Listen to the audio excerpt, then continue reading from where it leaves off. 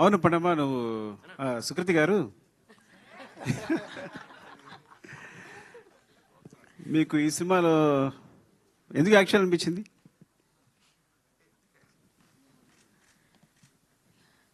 అది కథ చదివినాక నాకు చాలా నచ్చిండే.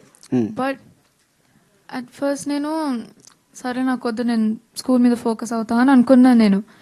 మళ్ళీ మా డాడ్ వచ్చిండు. ఇప్పుడు పిక్చర్లో మా డాడ్ వచ్చిండు.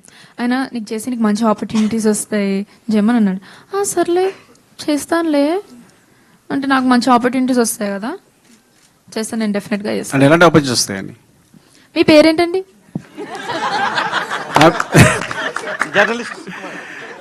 నా పేరు సుకృతిస్ డాడ్, సుకృతి వాళ్ళ నాన్నగారు. ఒకేసారి గట్టిగా చెప్పండి.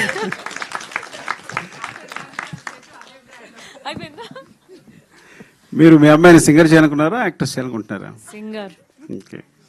సింగర్ చేయాలనుకుంటున్నా. మరి ఎందుకు ఈ సినిమాలో చేయించాలనుకున్నారు? ఈ సినిమాలో తను చేయడానికి ఒప్పుకుంది కాబట్టి ఇంకా సరే అని చేయించాం.